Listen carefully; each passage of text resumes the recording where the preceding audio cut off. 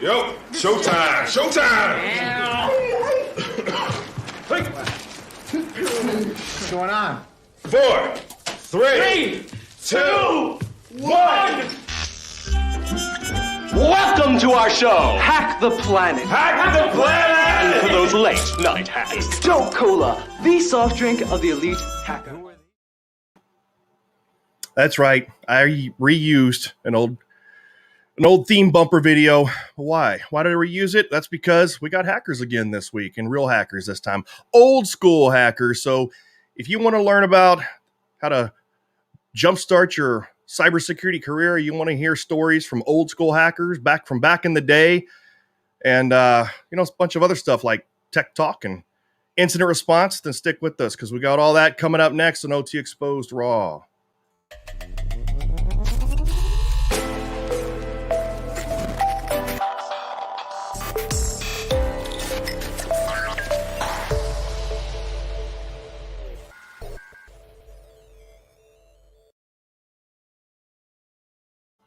And we're back. Hey, kids, what time is it? I don't know. It's like 2 or 3 something. But anyway, so this week is pretty interesting, not just because I got detained and felt up and questioned by the Secret Service. True story. I'll tell that one later. But because we got some old school hack talk coming up.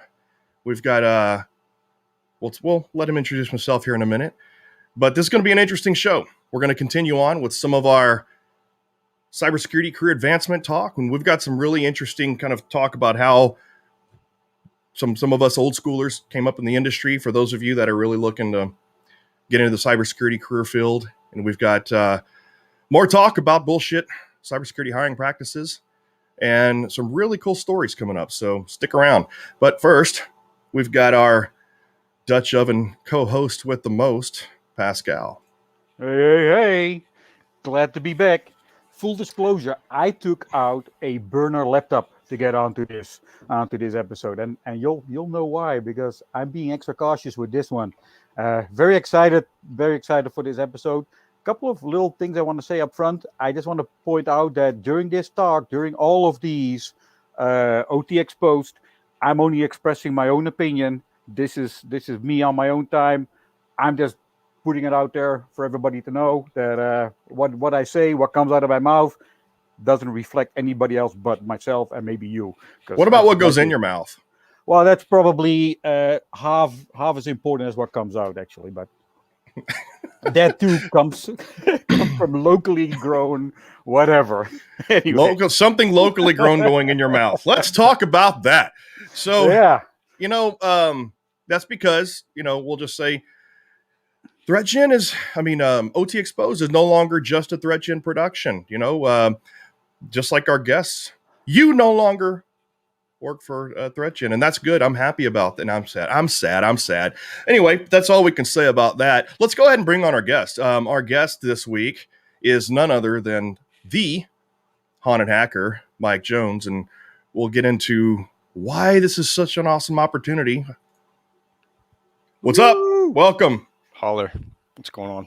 Holler. So, I guess, we can say this. One thing that, one of the reasons I'm excited to have you on is that not only are you leading an awesome community, you're a co-founder and creator of the Haunted Hacker community, which is awesome in terms of kind of mentoring and a lot of, we'll post up the shameless plugs here in a minute, but, really big into mentoring cybersecurity talent of the future globally. I mean, you've got a global presence. It's awesome, but your background is interesting. And why don't we just kind of start everything off with, let's cut through the bullshit talk that Pascal and I usually do. And I just want to really get into a little bit about who you are and where you come from and hear your story, man. Sure. So glad to be here, first of all. I really appreciate the invite. And I got to say, your intro and your podcast is a lot more professional than mine. Mine's kind of choppy, kind of I'll thrown help you together. with that. I'll help you with that. Well, you make up with the duration of your podcast. You take what, like 4 or 5 hours for some of them. Sometimes Yeah, it goes pretty late. Yeah, there yeah. you go. So anyway, Guilty. So my background. So I started. Well, let's just go back to the beginning. I was born in Washington D.C. While my dad was at NSA. So I grew up in that area. My dad went into working in the power industry, working with distribution centers and power plants and all kinds of crazy electrical stuff. So my entire life, I had exposure to computers, to circuitry, to how electricity works. That was a natural move for me, is to go towards that direction. Um, First computer was a Commodore 64. The first thing I ever hacked was a little professor calculator. I don't know if any of you have seen those. They were quite interesting. Um, and then so that began my career of hacking. I got really interested in building circuits, and I was building little FM transmitters where you could hook it up to a phone and listen to the conversation on a radio outside. Just all kinds of little like projects. I was really into it. Went into the military after high school, which I barely graduated high school. It was horrible. Went to the military and eventually became a signal intelligence operator. So I was basically responsible for intercepting signals and analyzing those signals, determining what they were they a weapon system. I became a amateur radio operator, KG4ZFX, and got into RF. Like I love RF, and that's one thing in the security industry I think that we tend to ignore. I'll talk about that later. Um, so I got out of the military after doing intelligence and realized that I did not trust the government as much as I thought I did, and was really kind of, I guess, disenfranchised. So got with a group that was, pretty popular back then, and still rears its head every once in a while, anonymous, and spent some time working intel. Spent some time working for a large financial, we'll just say a large bank in the U.S. And I was funneling information out of the bank while I was working with a hacktivist group. So I was writing both sides of the fence at the same time with a lot of the companies that I worked with, and that's pretty public knowledge now. Fast forward, 2016, I became an FBI confidential informant during the 2016 election. And we'll just say that Triconex controllers had a vulnerability shortly after I left confidential informant work. So you can kind of put two and two together, try to figure out what I was working on. Went to Europe after going into oil and gas for a while, and realized that my passport had been revoked by the State Department and couldn't come home. So I spent 2 years in Europe speaking, spoke all over Europe, the UK. I actually spoke in Cairo, Egypt a couple times, and started getting involved with the London Met Police and their cyber prevent program, helping kids that were just like me to veer away from the path of crime or whatever. So I do the cyber prevent workshops for the London Met Police. I'm actually doing one next month for them. And I just go in and tell my story, kind of tell the kids what it was like to be followed by the FBI, to what it was like to be under investigation, and what my life is like now, being on the OFAC list, being on the DHS list, the glorious things that comes with, being on the other side of the law, and hope that they, make a change. I also do some mentoring too, of previous offenders, especially like the ones in the UK. I work with them quite a bit, helping them kind of get their life together and decide which way they're going to go, and kind of help them get there. I work with their probation officers, and just kind of help the previous offender get reintegrated back into society. Cool. And then so now your new community that you've established, it is The Haunted Hacker. Haunted Hacker. So that is hauntedhacker.com for those of you that are interested in a cybersecurity career, kind of for hackers by hackers, as in original old school hackers. And we've also, where is it? And then you have your podcast, and then tell your friends to be quiet there, Pascal. They're all on the edge for some reason with this guest. I don't know. But talk about turning things around, right? As a little anecdote or as a story, Mike was one of my first LinkedIn contacts, and because he knew somebody I knew, and I linked in with him, and then I started doing my background check. I know I should have done the other way around, and I looked at his background, and I'm like, oh man, I gotta disconnect from this guy. But then I kept on looking, and it's phenomenal the way you took this opportunity to start feeding back, and I'm glad we stayed in contact because I love what you're doing for the community, and kudos. That's all. Absolutely. I was wondering if you remembered how far back that we connected, because it was quite a ways back. But yeah, go ahead. I was just going to say, yeah, I mean, that's kind of how, we met was you invited me to be on your podcast, and I kind of got integrated into the community there. And I have to say that the community, the Haunted Hacker community, is amazing. It's just a lot of old school and new school all helping out. Everybody just wants to learn. Everybody just wants to be so helpful. I mean, it's international. I mean, like the guy that coordinated kind of helping me get on your podcast was Ryan. And I mean, he's an Australian, and it's the global community. It's amazing. And just, haven't had much time to participate, but just lurking around on the the Haunted Hacker Discord. There's just so much communication. So, I mean, you've really built something special. Yeah, we take a lot of pride in giving back. We've got people jobs out of the Discord, out of the group. Actually, my job came from having a guest on the show, Pyro, who's an old school hacker as well. He and I have been friends for many years, and he came on the show and said he started work with a new company and was going to pull me over. And a couple months later, here I am, running a blue team and doing pen testing with Pyro. So it's really, we try to give back and we try to help out as much as possible. Outstanding. So, one of the things that, I really wanted to get your perspective on is the last few weeks, we've been talking a lot about cybersecurity career development, which the Haunted Hacker community is huge about. And also just kind of some bullshit hiring practices. We've been making fun of some hiring practices about, looking for golden unicorns that shit sherbet and just really. And still don't stink. Yeah. With unicorn wings.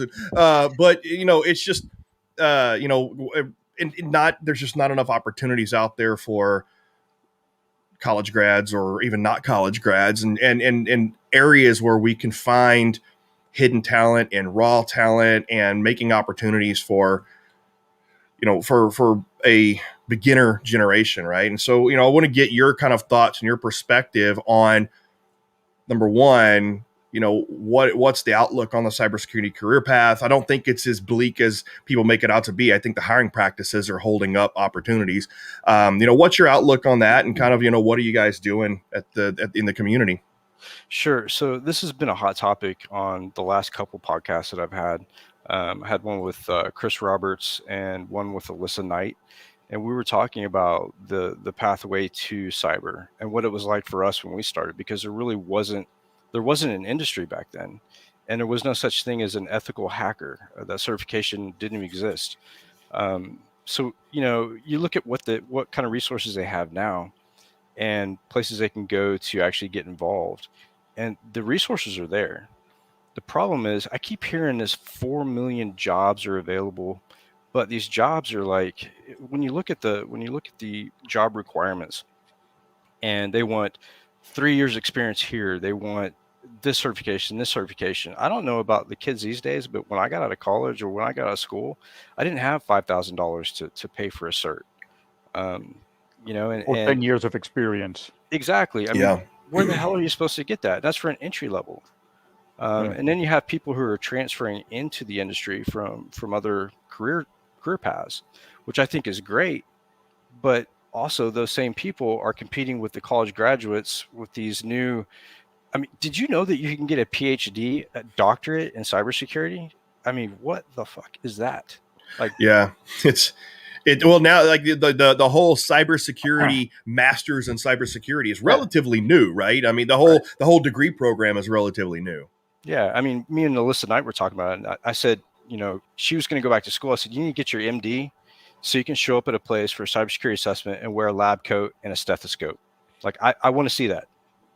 You know, the degrees, doctor, yeah. Dr. Hacker. I'm Dr. Hacker. So, I mean, just the amount of certifications that are out there and the amount of bullshit certifications that are out there. Don't get me started on the CEH and that let's get you started. That's what this show is about. That whole fiasco, right? So I went through the test in 2005 or 6. I was version 1. And I was taking the test, hadn't studied for it, didn't really care. I just went because my company's paying for it. So I go in, I take the test, and one of the questions on the test was about an old school hacking application called Donald Dick. And then there's questions about Unabomber, mail bomber. And I thought, what the hell were they teaching here? I mean, King of Death. yeah, I mean, this Stuff is like that. ridiculous. This, first of all, it's not ethical. Second of all, they're shit tools to begin with. So, I mean, where's the methodology that we're supposed to be teaching? Fast forward to all the debacle with Alyssa Miller and then, you know, plagiarizing her stuff in their courses. It's just, there's a lot of unethical practice. And I can't count how many times I want to explode on LinkedIn when I get a message in my DMs from somebody saying, hey, which cert do you want? I'm like, I don't want any of your damn certs. Leave me alone. I mean, I'm sure you guys get those too. And you know what country they're from, you know, obviously. Yeah. Yep. So We can help you get there really quick. Yeah. It's become an industry within itself. And they don't care about building professionals and giving people knowledge. It's all about that money. They don't give a shit about the content. Half the content is expired anyways. So when I interview people for jobs, I don't focus on certifications. I focus on creativity, how they look at a network, how they maneuver through the network, and how they visualize it. I look at creativity. I look at problem solving. And I like to give them hands-on, right? So put together a couple of virtual boxes that are vulnerable, give them, you know, half an hour to go look at it and write me a short report and present it. Because that to me is what's important. How you can communicate with somebody and how you can like communicate the thoughts in the process. But yeah, just the whole certification industry needs to be revamped. And in the Haunted Hacker, we actually talked about starting with our own hands-on type OSCP certification to give people that leg up, and only charge a couple $100. You know, $5,000 for a college kid is way too much money. So that kind of goes into like Michael's question here, right? Is the doubt about a master's or a doctorate in cyber because the field is so, you know, young relative to other fields. And I think that's part of it. But I think that it's not just because it's young. I think people are jumping on it as an opportunity, as opposed to really wanting to do some good, just like you said. And I think that there's just too many opportunists, I guess you should say, that just want to capitalize on the money. And let's talk about a 4-letter word, starts with S, ends with S, cybersecurity training opportunity. And I'm sorry, but you know, you're paying $7,000, $10,000 once you're done with travel and lodging, all that. Or how about just $7,000 for an online on-demand e-learning course? That's a 5-day boot. Yeah, it's just recorded, shitty quality, and it's basically it's a boot camp. You're not going to learn anything substantial in 5 days. So I'm sorry, you know, anybody that offers a boot camp course and at the end of it has a certification with professional in its name is horse shit. Well, I can tell you a little story about that 4-letter organization from back in 2006 timeframe.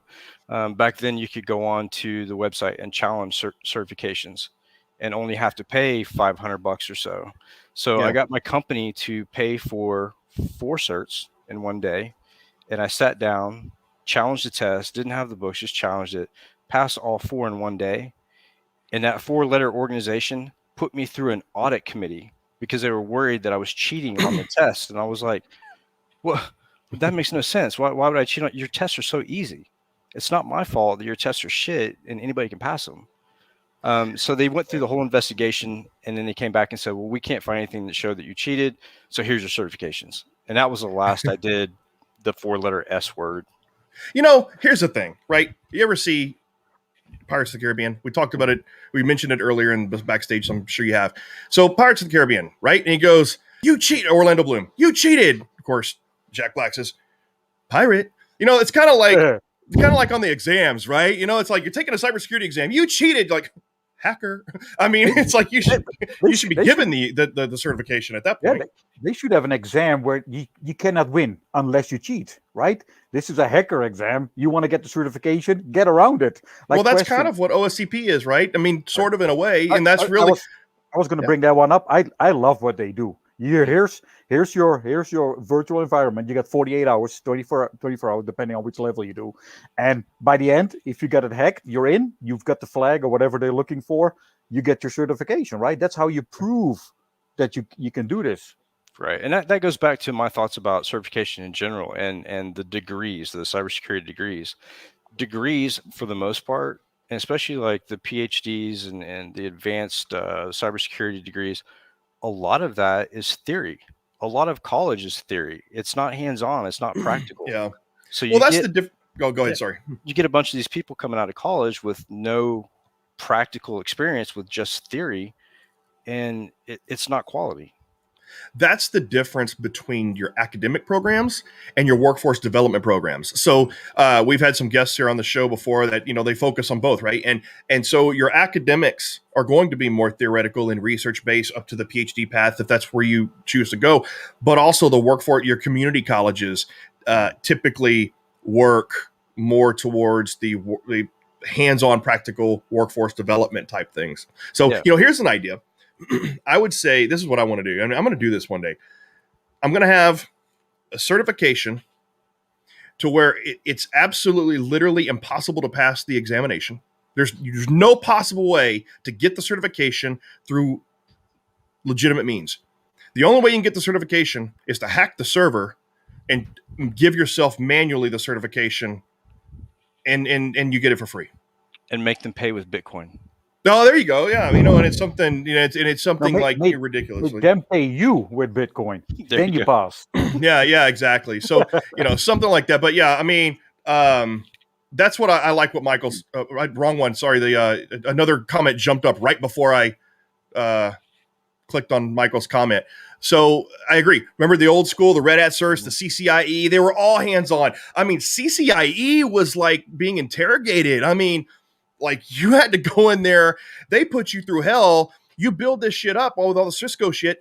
And then you go to sleep at night in the hotel. You come back and they ripped all your shit apart and they say, fix it. I mean, that's a certification. That's what the OSCP is sort of. And that's why I'm a big fan of OSCP. 100%. So me and Pyro and another one of our coworkers is actually going through the OSCP now because we've been in the industry for so long. And it's like, are we going to do it? We're not going to do it. So Pyro knows some people over there and we decided to jump on it and just get the cert just for the heck of it.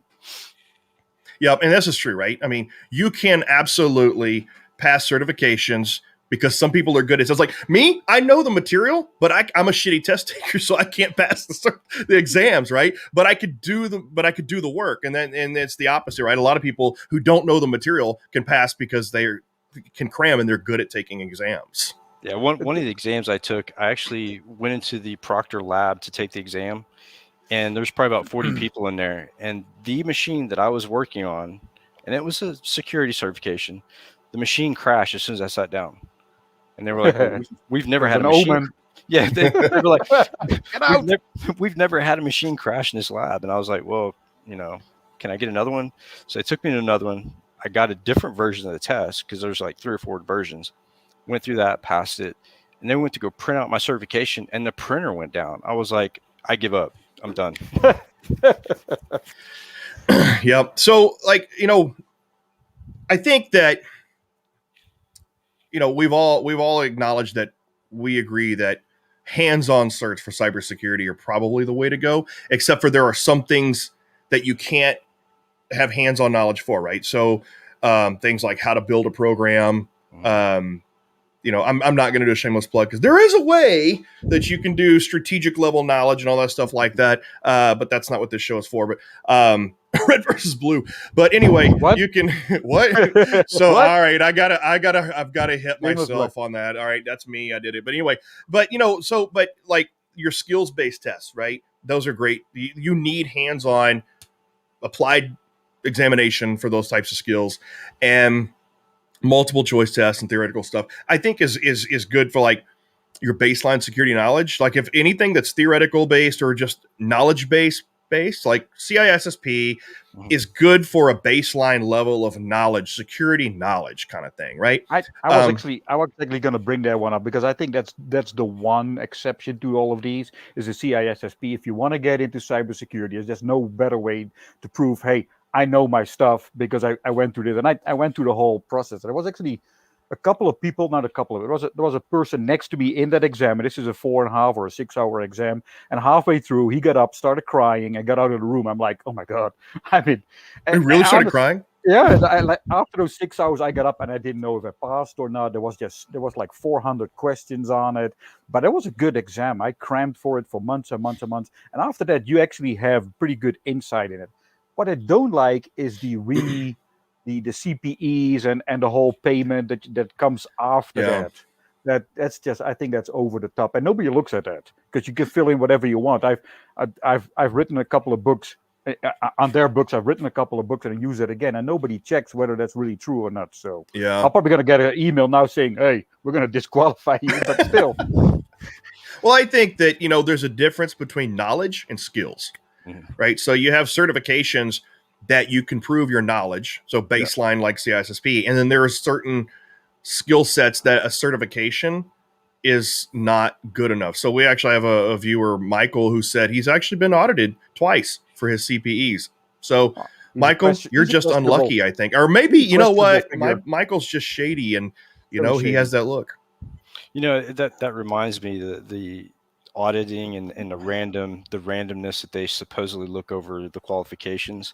So a lot of the certs too require you to recertify after like 2 or 3 years or 4 years and pay more money. And that's bullshit. And that's bullshit. Yeah. Let me do the test again at a discount price, really discount, like $25 or 25% or something, but not do the whole thing over again. Study everything again just to go through the same set of questions, because they don't change the questions very much. No, as you can find on the internet. Right. So, all right, let's talk about, there's really no fix to it other than, look, guys, there's knowledge-based certifications that are good. There's skills-based certifications that are good, and there's some that are bullshit. And we really just do. And I don't even really think the last thing we need is more certifications. I think we just need to point people in the right direction for the right certifications, right? And I think that's the main thing. So, I would say, number one, like your knowledge-based certifications. I think like if you're entry level, just getting into this industry, doing something like Security Plus just to get an entry level baseline knowledge is pretty good, because CISSP requires the experience. But what is it? The SSCP, what is the one below the CISSP that doesn't require? What is that? Audience? You can have like a CISSP, like an intern one. So you get the exam without the experience, and then you can use that to get a job to get the experience.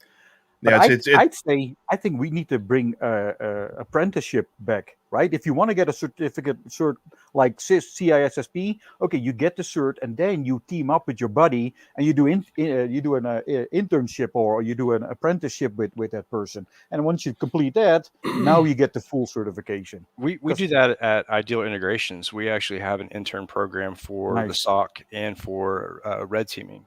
And I think a lot of companies, we don't have a ton of people doing internships. I think that more companies need to look at internships because that's the way that I hire. if I have two interns that are qualified and they've been working a job for 2 years or for a year or whatever, and I get an opening because someone moves up or gets promoted, I'm going for the intern who's been here the whole time, not going out on the street. And another thing too that I think we're missing as far as offensive security hacking certifications or whatever is you can't teach a mindset. There's no certification that teaches you a mindset. Right as you said that. I mean, like almost like scripted. So, I mean, that mindset is something that you're kind of born with. It's not something that you can go out and buy on a cert or pick up a book and read about it. My first speaking tour was called Inside the Mind of a Hacker because we think differently than most people. And you can't sell that. You can't buy it. Yeah, no, I agree. I really like the idea, especially because number one, we were talking about, okay, what are the right certs? But we mentioned earlier, not everybody can afford those certs, right? So that should not be a requirement. That's a plus. Right. That's it. Yeah, in order to encourage organizations to have more entry-level positions, in order to encourage and I guess discourage the fear of not being qualified and that kind of thing, and in order to encourage more people to apply and to open up more entry-level positions, I love that idea of internships, sort of like the apprenticeship sort of thing, not like you're fired kind of apprenticeship, but I mean, but the real, like, Michael said it, right? Other trades have been doing that for thousands of years, right? And so you hire an intern or an apprentice and train them up and open up more entry level. And that's how you can teach mindset to a point. There's a certain type of aptitude that you have to have. Mm-hmm. But the aptitude doesn't necessarily mean you're automatically going to understand or have the mindset, but you can have the aptitude that will allow you to understand the mindset. And I think grow the mindset, grow the mindset. Right. And I think that's important. And I think that, a lot of people ask me, what do I need to do to get into cybersecurity? And my answer is usually simple, but it's complicated by bullshit hiring practices. But the answer should be simple, and it's thirst for knowledge, love technology, and just relentlessly curious. Mm-hmm. And then kind of second to that would be the ability to think outside the box. That's big. Yep. That's a big part of it, and when people come to me and they say, hey, I want to be a red teamer or a pen tester, how do I do it? I look back to where I was when I started out and what was available to me. There was nothing available. There was no ethical hacker training. There was nothing. Yep. And so they have They have YouTube now. They have podcasts like yours. They have podcasts like mine. They have books. They have all kinds of resources. So I try to make that available to them, even more accessible than they already are. And you would be surprised the number of people who still say, well, how do I do it? Yeah. I mean, it's there. Yeah, that's a good point, right? So back in the day on the old BBSs in the 90s, if you went out to a BBS and you said, what do I need to do to learn how to hack? You got flamed. You get booted off. Right? I mean, you got your ass kicked virtually because that's the number one thing to be a hacker is kind of the thirst and the hunger to figure things out for yourself. So, however, there's a difference between how to learn how to hack, how to learn cybersecurity, and how do I start a career in this? How do I get into the career field? And I think that's where the big difference is now is that, navigating the entry points of the career field is much tougher than figuring out how to learn cybersecurity. Yeah, I mean, that's the number one requirement. If you know enough about the internet to Google and start finding resources and buy some book, you should already come to me with at least some understanding or knowledge of cybersecurity before you even ask the question, how do I start this career field? Because if you haven't even taken the initiative enough to buy some, now I do have some people come to me and they say, well, what are some good certifications I should get started with? Yeah. What is some good reading recommend? Now those are the right questions, right? What do you recommend in reading material? What do you recommend? Those are good questions. But if you come to me without any clue whatsoever, then that tells me that you probably don't have the right aptitude. And I like this. And I don't know, I said this on a couple other shows, or I've been saying this in the last show or two or whatever, that I always say, you know, I look for aptitude and attitude first and foremost. Mhm. So we see eye to eye there. But you know, I look for aptitude and attitude over any type of experience or hard skills.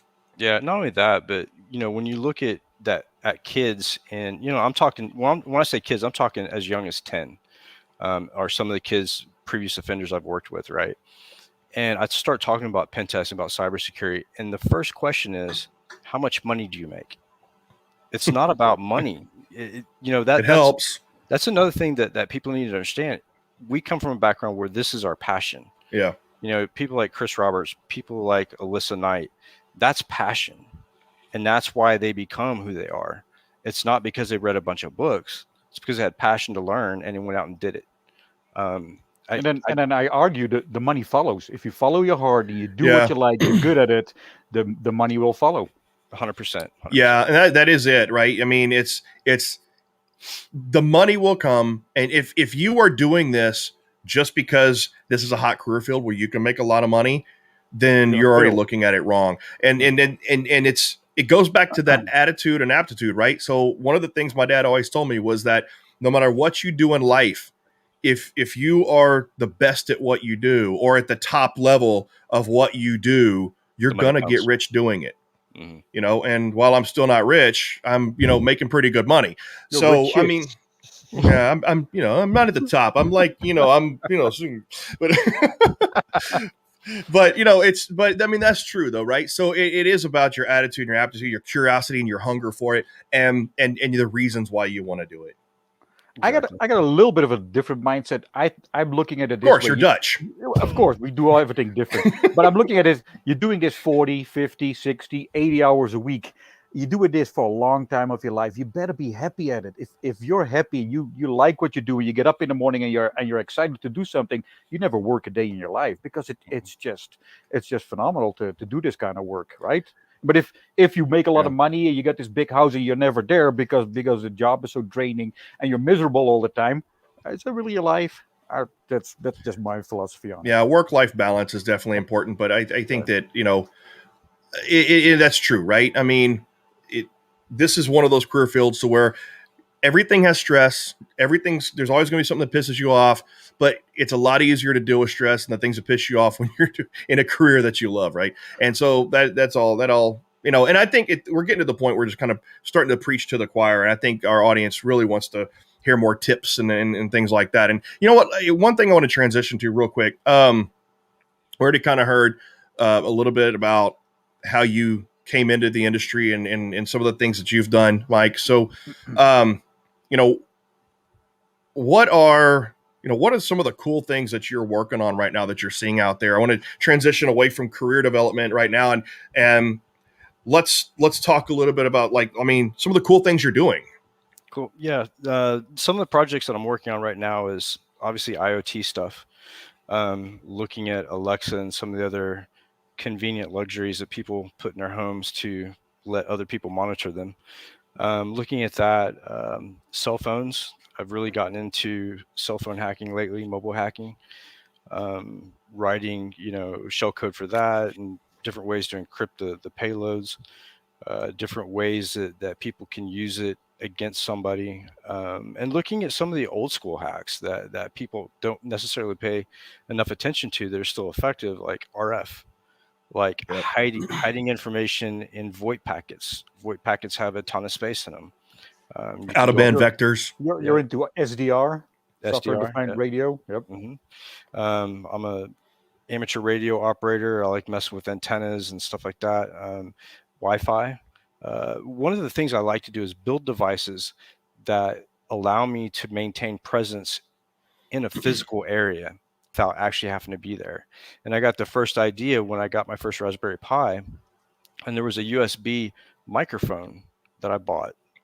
And I thought, wait a minute, if I hook this Raspberry Pi up to a battery pack, get it into the Wi-Fi, activate the microphone, and have that SSH reverse tunneled back to my IP address, I can hear what's going on in that room forever until that battery dies. So looking at ways to extend that presence and persistence is what I'm into now. The CIA really did a good job with Weeping Angel and hacking smart TVs and stuff like that. So I do travel a lot from place to place, and I look at architecture in hotels, different things that I can attack to gain access to things I shouldn't have access to. For research purposes, But ethically. ethically. Yeah. You scan the network when you open up your laptop in an Airbnb just to see what's on that little network internally. It depends on what state I'm in and what country I'm in, because in some places that's illegal. Yeah. Even the internal network. Mhm. Yeah. I mean, just scanning networks is illegal in a lot of I'm places in Europe now. skipping In those UK. countries all, but I do scan the network because I want to know what's out on the network. And sometimes you come to a portal, and I'm like, hey, I'm looking at myself here. But see, I don't do that though. I take a little device and plug it in my laptop, and it just looks for beacons, right? The pineapple. Yeah. I can see what's connected and what who they're connecting to just based on the beacons that their system's throwing out. Yeah. Yeah, packet squirrel, that kind of stuff. And you combine like you remember, oh man, back in the day, like all the WinPeak stuff. There was anyway, I don't want to get too far off on like talking about like the stuff we used to do. So God forbid we're gonna go technical. yeah, well, I mean we want to, but I think for the people in the typical audience that we have here, they really kind of want to, and instead of just hearing us talk about all the cool shit we do, I think people want to kind of hear like what are the things. So let's combine the cool stuff you're doing with kind of the career advancement and career development stuff, and like what are some of the cool things people should be playing with, the devices, and I mean I would say go to Hacker Warehouse and just buy everything, but I mean it's like there's a lot if I can. Yeah, if I can, really quick, because I've been sitting on this one for a couple episodes now, and I keep forgetting to tell it. So here's my pro tip for people who are looking to get a job, land a job. You go to an interview, and you tell your interviewer that, hey, look, I got my home lab set up, right? You get a couple of servers, go to eBay, buy a couple of old servers. I'm running my own Ubuntu server. I'm running my own Kali Linux. I'm doing this and that. I'm running my own website. Have your home lab set up. And on top of that, look, I'm number 412 on Hack the Bucks, or 2004 on Hack the Bucks, or Try Hack Me. Those two, to me, that's all right. You're at least worth looking into a little bit further, right? That's my pro tip for the audience right now. Get involved with that kind of stuff. Prove that you are interested in building stuff. You can maintain stuff. You have your own home lab. And you're out there doing try hack me and hack the bucks and stuff like that. I totally agree with that, but I'd like to take it one step further. So you always do. There's tons of people out there doing hack the box, right? Thousands of people, right? Yeah. I tell people, and especially college age kids, find a research project, start a project, do the research, document the research, document the project, publish it, start a GitHub. Show that you have that drive, plus you have the capability to do the research and something tangible comes from it. That way it separates you from all the rest of the people who are doing. Instead of just going out there and just doing a bunch of random shit, do something pointed and focused, and then put a structure around it. Yeah, I mean, I agree with that wholeheartedly. I think that picking something, going to Hacker Warehouse, right? Or buying it overpriced at DEF CON. But something like, the Wi-Fi Pineapple, something like Packet Squirrel, Land Turtle, pick these cool tools that somebody else built. This is my advice. You pick these tools that somebody else built, and then figure out how to build them yourself with a Raspberry Pi or a Nano or even better. So what I try to teach the people on my blue team is those tools are great. Don't get me wrong. Everybody should own them, but find out the code behind the tools. Yeah. Same point, right? Be able to read a packet, be able to look at a packet capture and determine what's going on, because the proof is in the packet, right? So before they go out and get, USB rubber duckies from Hack5 or Wi-Fi pineapples, look at the protocol, get an antenna, get a sniffer, fire up Wireshark and look at those packets that are floating in the air and see what's going on. One of the first things I did when I was learning packet analysis was do a search for JPEGs. And in that search, I was able to isolate a stream, put that stream together and extract a picture. Just basic things, and a lot of people, a lot of the people coming out of college with degrees, you'd be surprised how many of them don't know packet analysis. Yep. Now that's a really good point. Is if I'm a glutton for punishment because I grew up as a network coder, a network programmer, and back in the day, my first real cybersecurity job out of the Air Force was working for Symantec, writing IDS code, and so I love sitting there watching Wireshark packets. And back then, it wasn't Wireshark; it was infancy. It was before that was TCP dump. And everything was starting to build off Now TCP dump and Ethereal. yourself. I date myself every night, thank you. But anyway,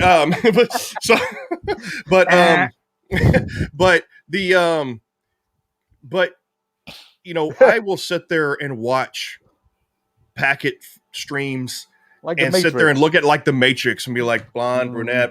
But I mean, I love it. I find that interesting, right? And so interesting enough to where, I like writing different packet crafting tools and stuff like that, Python or C or whatever. And I love doing that kind of stuff. If you find yourself in that sort of interest level, like if you find yourself curious enough to you want to know how those things work and you want to build your own tools, then you have everything it takes to really get in this career field. But I do have to point out, not everybody is technical.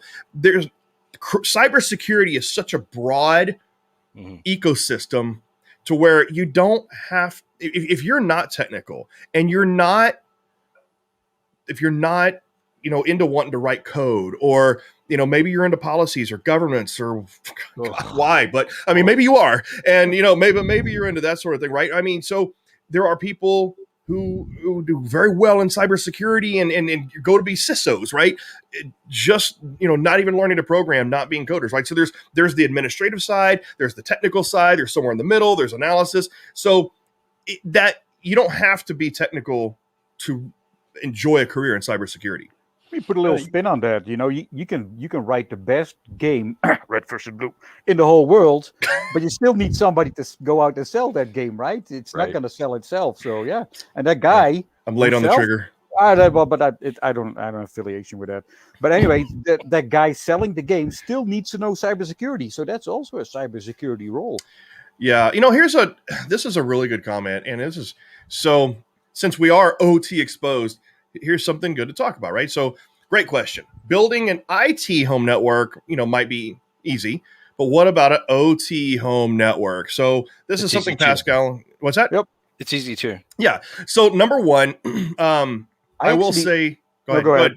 Pascal, no. You know what? You have probably the best OT lab out of everybody on the show. It's just OT in there right there. So I was going to say, my new book is coming out in October. I dedicated an entire chapter, the final chapter, to building your own OT setup. But it's a combination of VMware, ESXi. You go out and you find just about any industrial protocol. There's a Python stack for it that you can use. But go to eBay, because there's a lot of this equipment that you can pick up for dirt cheap, right? Yeah. And maybe if you're lucky enough, like some of us on this call, you go to customers and they have like spares that they're trying to get rid of, right? You say, hey, let me grab some of that to put in my and over the years you build your stuff, right? Yeah, but I mean, here's like one of the ways that I learned was even before. There's so many facets to this, right?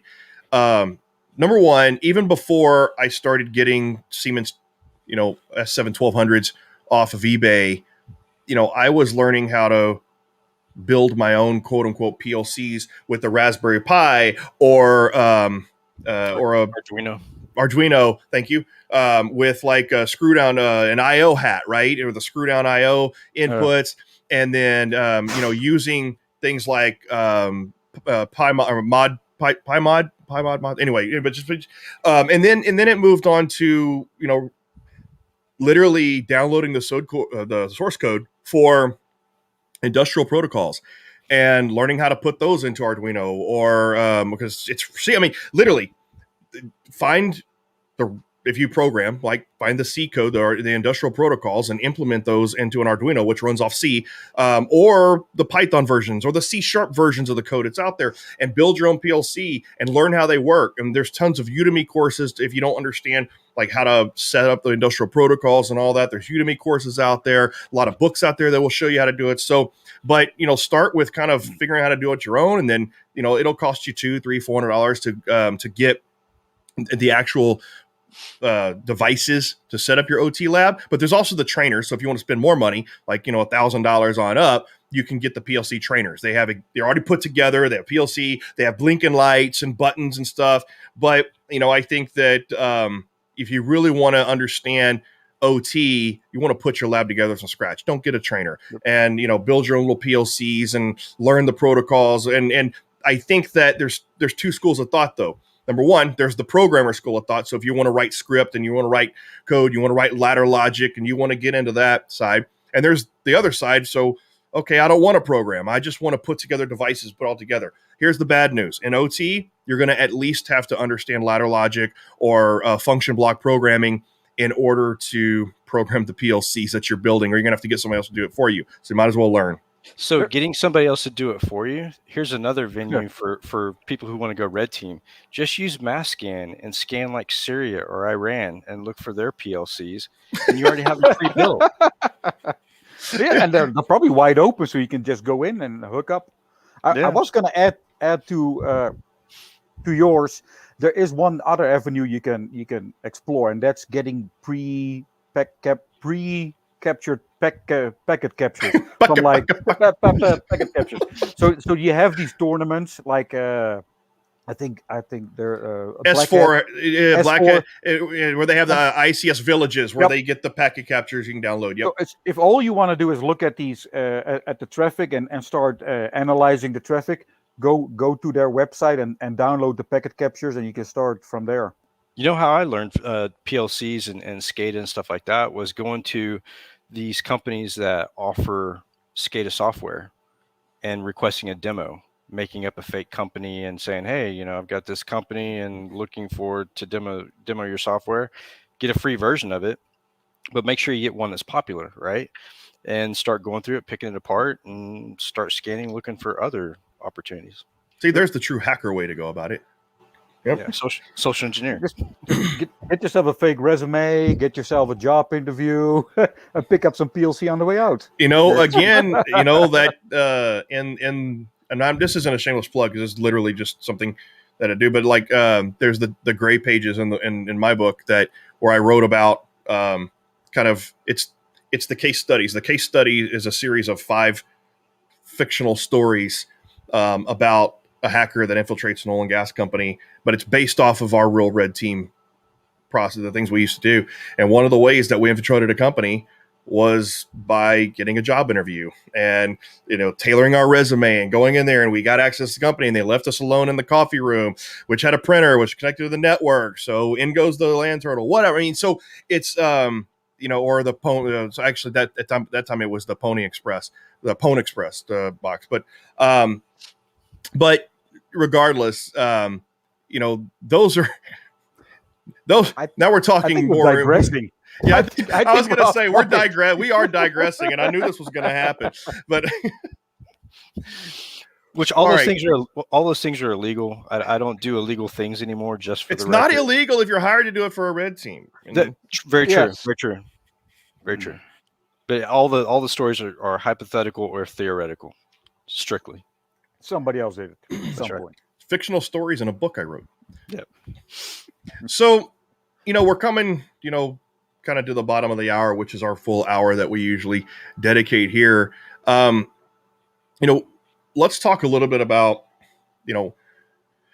what you're doing in your community, how people can join.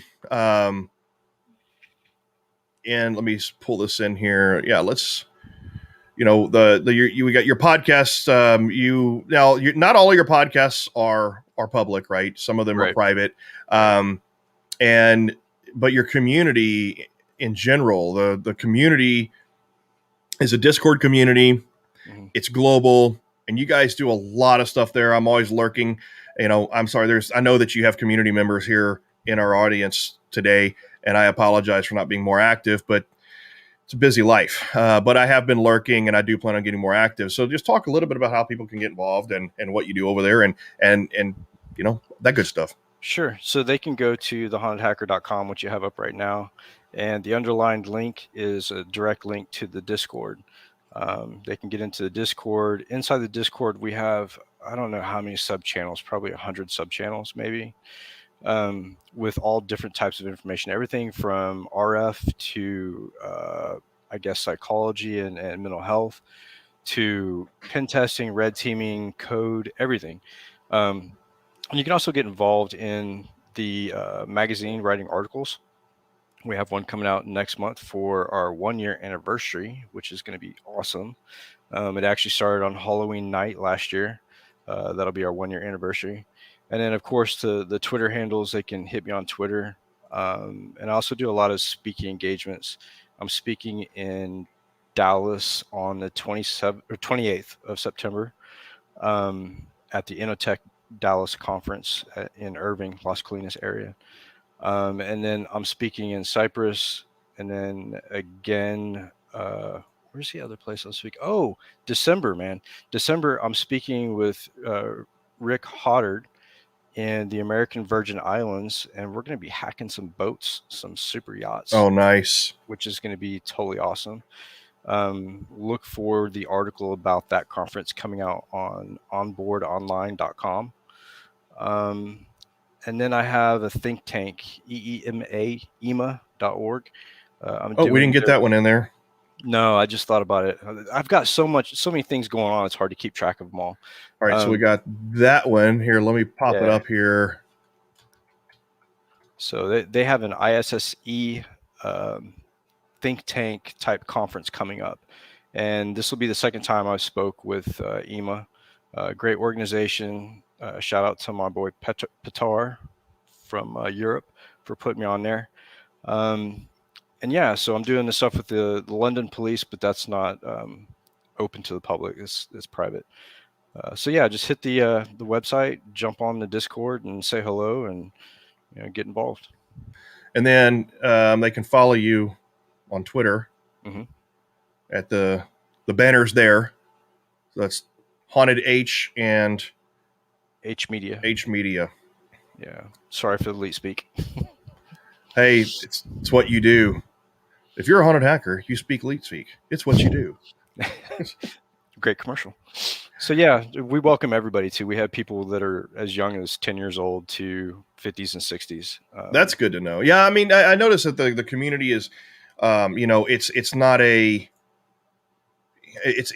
the standard cybersecurity community. It's not a bunch of yahoos flaming each other. I mean, it's very community friendly. Yeah, we have a solution for the people who cause problems, and it's called Thor's Hammer, the band hammer.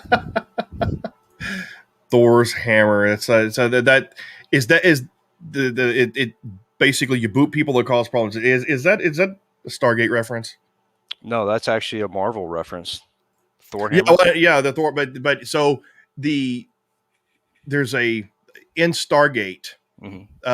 There's a device that boots the Goa'uld, boots the bad guys for being a-holes, and they called it Thor's hammer because of Thor, the god, and then Marvel. And I just love it. I like swinging the band hammer. So if you come into the Discord, make sure you're respectful.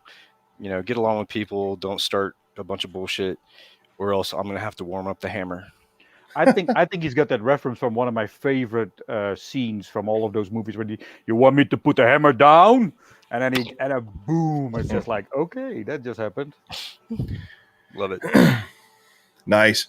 So any other what in our last few minutes here? I know we don't go nearly as long as we did on your podcast. I mean, that was, man, when I was on yours, that was like a 4-hour ordeal, man, and by the end of it, I was drunk.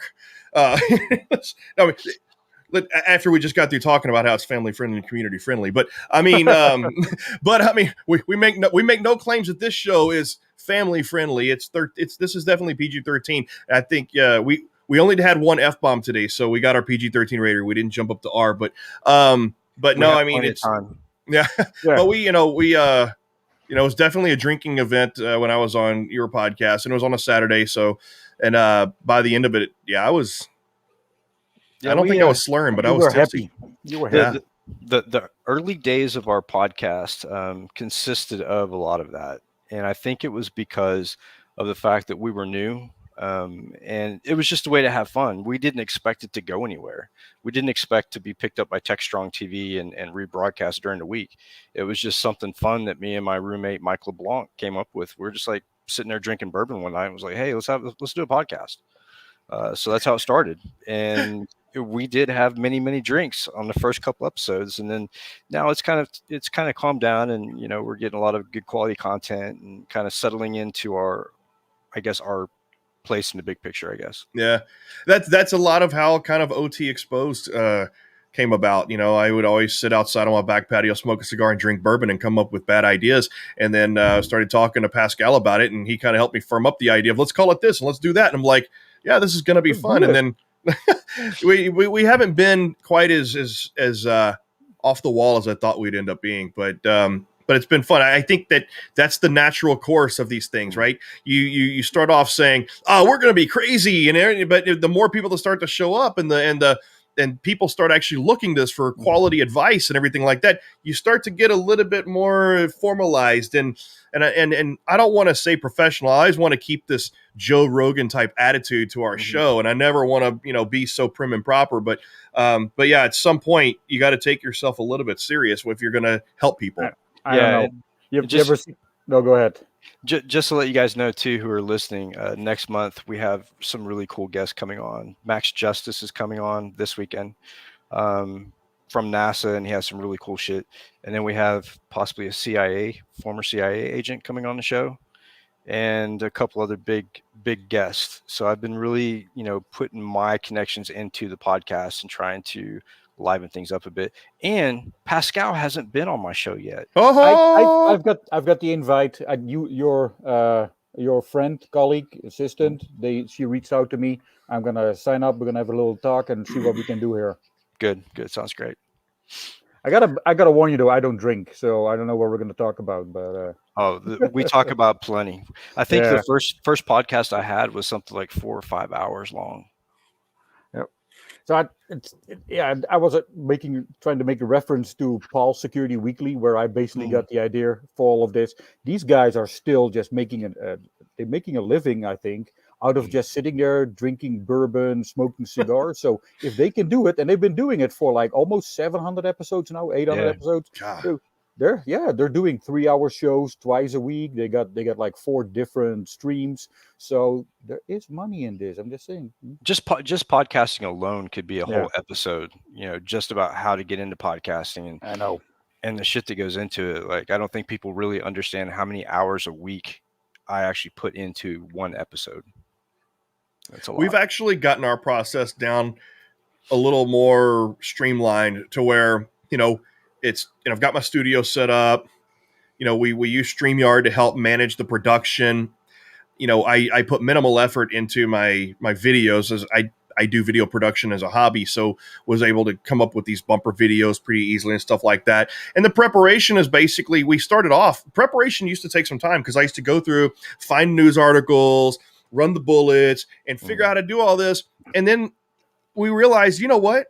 It's better just to leverage your guests. Just get your guest on and then just flow. And it turns out a lot better. So I don't think we've touched on a news article in the last 3 or 4 episodes. Yeah, it's just, you know what? Leverage your guests, because the guests have a lot to say, so. Yeah, I start off fantastic guests. Go ahead, sorry. I start off doing the same thing with, what's in the news or whatever. And then I realized that that wasn't attracting listeners. So what I did was I brought on my friends. And there's a huge difference between when you bring on somebody you don't know or haven't spoken to, as opposed to one of your friends. Me and Chris Roberts had a lengthy conversation. I think it was like close to 2 hours. Alyssa Knight, same thing. So you bring on people that you're close to or that you have a connection with, and it creates some really awesome content. Well, Chris Roberts writes stories on LinkedIn that are 2 hours long, so there's no surprise there. It's great. It's great. Well, I think, and we've already run over, which is not that big of a deal because we're not syndicated. But and I think that's a good place in it, right? Is so everybody, thanks for joining us. So we've had the Haunted Hacker, Mike Jones, on, and we've been talking a lot about community developed cybersecurity career development, and talking just covered a lot of stuff and a lot of divergent tangents. But visit hauntedhacker.com and go check out their podcast, join their community if you're looking to grow your cybersecurity career or advance your career or just be part of the community. That's the biggest thing, is just become part of the cybersecurity culture and the community, and just I don't know really how to say it. So thanks to the audience. What's that, Pascal? I'd like to add that if we missed anything, we've had 3 shows talking about career advancement, all that stuff. But if we missed anything, ping us. We're all on LinkedIn. Shoot us a note. We're very approachable. Just let us know what we need to address in the next show, right? Yeah. I mean, I think that it's just this whole career advancement and career development thing has been a huge topic that's shown more interest than even just talking about the latest exploits and things like that. So we kind of flow with the community and what the community wants to talk about. And so hit us up, go Haunted Hacker and hit those guys up and get part of the community, join the community. So thanks to the audience for being here, and thanks the Haunted Hacker, Mike Jones, for being part of the podcast. And we will catch everybody next time. And I still have to make like a little outro video, but in time, but for now, we're literally just gonna over say peace out, over and out.